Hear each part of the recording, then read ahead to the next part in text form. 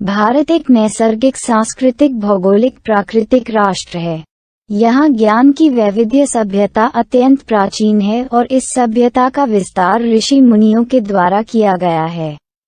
भारत की धरा पर ईश्वरीय शक्ति के रूप में समय समय पर ऐसी विभूतियों ने जन्म लिया है जिनके वचनों तथा जीवन कर्मों के माध्यम से हमारे समाज और बृहत्तर मानवता को अपने युग के श्रेष्ठ मानवीय मूल्यों का ज्ञान हुआ है।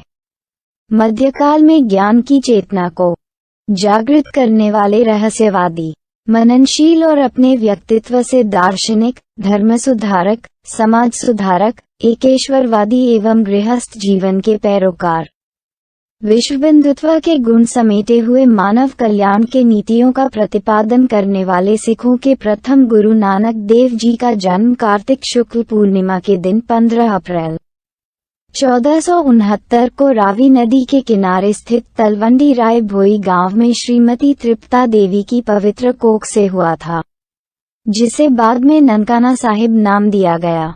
इनके पिता कालूराम पटवारी एक सामान्य गृहस्थ जीवन जीने वाले थे। सरकारी कार्य के अलावा कुछ खेती बाड़ी भी करते थे।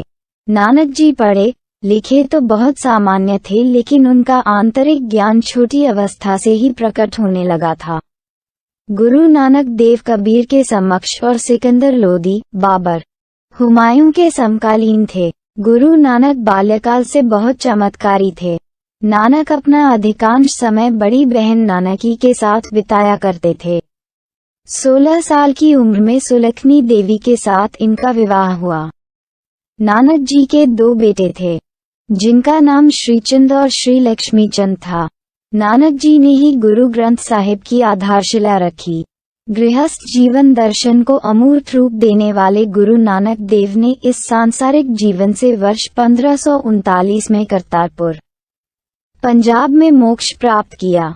नानक उन पहुँचे हुए संतों में से थे जो केवल सत्य के सम्मुख ही नतमस्तक होते हैं। उन्होंने परमात्मा के वास्तविक तत्व को समझ लिया था। इसी कारण वे किसी बाह्य अंधविश्वास में नहीं पड़ते थे। नानक के जन्म को प्रकाश पर्व या प्रकाश उत्सव के रूप में मनाया जाता है।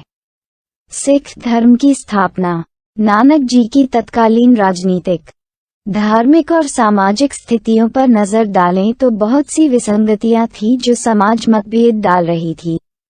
जिस समय सिख धर्म की स्थापना हुई उस समय धार्मिक संकीर्णता बहुत ज्यादा थी।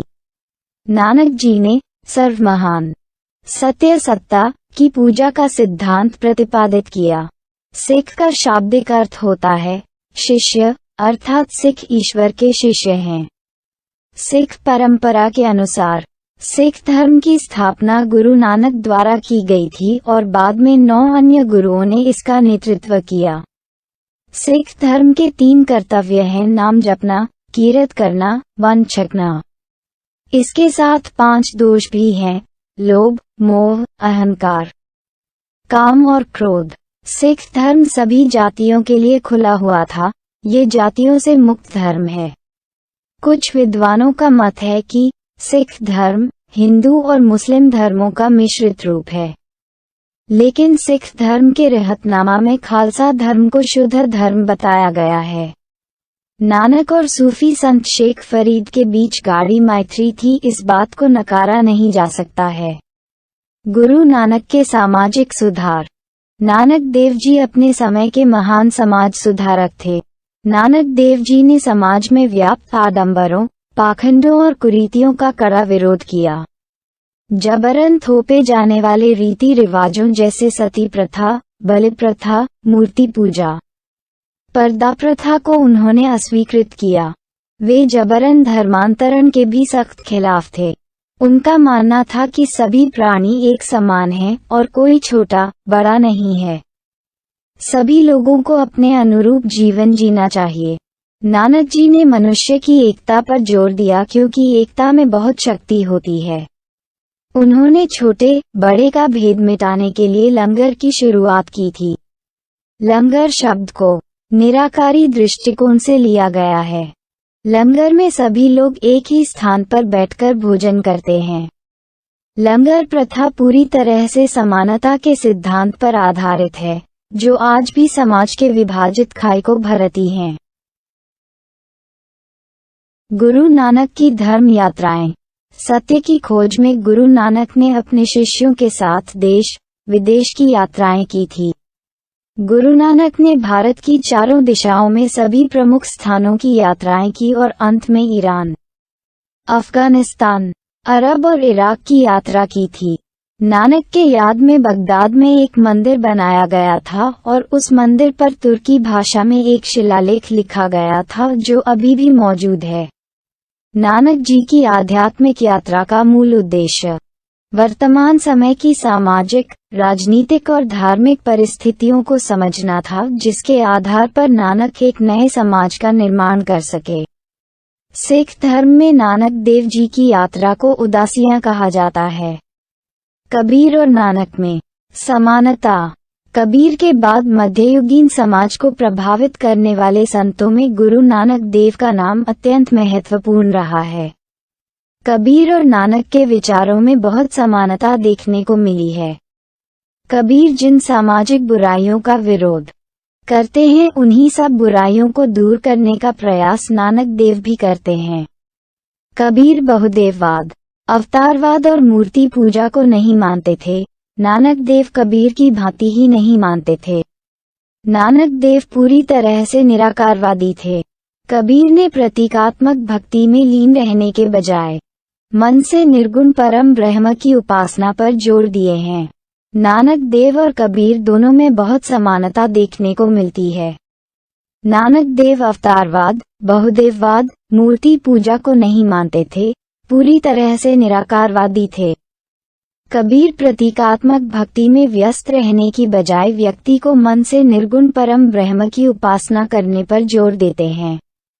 कबीर कहते हैं, पाहन पूजे हरि मिले, तो मैं पूजूं पहाड़। या ते चाकी भली जो पीस खाए संसार। नानक आचरण की शुद्धता, प्रेम और भक्ति के साथ मोक्ष पर जोर देते हैं। मनुष्य को मध्य मार्ग अपनाने के साथ अपने गृहस्थ कर्तव्यों के साथ आध्यात्मिक जीवन निर्वाहन करने पर जोर देते हैं। स्त्री के संदर्भ में नानक का चिंतन। भारतीय समाज में स्त्रियों को सदियों से अपमानित किया गया, हीन भावना से देखा गया और भोग की वस्तु समझा गया है। अधिकांश भारतीय संतों ने भी नारी की निंदा की है और उसको परमार्थ का विरोधी, नरक का प्रवेश द्वार बताया है। मध्यकाल के घोर स्त्री निंदक युग में गुरु नानक जी उनके महत्व को समझते हुए कहते हैं कि सो क्यों मंदा आखिए जिसे जम्मे राजन। उस नारी को बुरा किस लिए कहा जा सकता है जिसने बड़े बड़े राजाओं, महापुरुषों, महान संतों को जन्म दिया है। नानक की माने तो किसी राष्ट्र के विकास में पुरुषों का जितना योगदान है, उतना ही योगदान स्त्रियों का भी रहा है। जो सम्मान नानक देव ने स्त्री को दिया है वो शायद ही किसी ने दिया है। नानक देव के 10 सिद्धांत। 1. ईश्वर एक है। 2. सदैव एक ही ईश्वर की उपासना करो। 3. जगत का कर्ता सब जगत और सब प्राणी मात्र में मौजूद है। 4. सर्वशक्तिमान ईश्वर की भक्ति करने वालों को किसी का भय नहीं रहता। 5. ईमानदारी से मेहनत करके उदरपूर्ति करना चाहिए। 6. बुरा कार्य करने के बारे में न सोचें और न किसी को सताएं। 7. सदा प्रसन्न रहना चाहिए। ईश्वर से सदा अपने को क्षमाशीलता मांगना चाहिए। 8. मेहनत और ईमानदारी से कमाई करके उसमें से जरूरतमंद को भी कुछ अंश देना चाहिए। 9. सभी स्त्री और पुरुष बराबर हैं। 10. भोजन शरीर को जिंदा रखने के लिए जरूरी है, पर लोभ, लालच व संग्रहवृत्ति बुरी है। निष्कर्ष, आज अव्यवहारिक होते समाज से बचने के लिए नानक देव जी के विचार एवं चिंतन की जरूरत है। मानव कल्याण, शांति के अग्रदूत नानक के विचारों की बढ़ती प्रासंगिकता को ध्यान में रखते हुए पाकिस्तान और भारत के सार्थक प्रयास से जन कल्याण के लिए करतारपुर कॉरिडोर का पुनः संचालन किया गया है। हम कितने भी आधुनिक हो जाएं, लेकिन जब मार्ग से भटक जाते हैं तो हमें संत, साधक, योगी के विचार ही मूल मार्ग पर लाते हैं। विचार कभी मरते नहीं हैं, बल्कि वो पहले से कहीं ज्यादा वर्तमान में प्रासंगिक होते हैं। ऐसे ही गुरु नानक जी की प्रासंगिकता आज भी उतनी है जितनी पहले थी। धन्यवाद। यदि आप हमारी मेहनत की सराहना करते हैं तो कृपया इस पोस्ट को लाइक और शेयर करें और हमारे चैनल को सब्सक्राइब करें।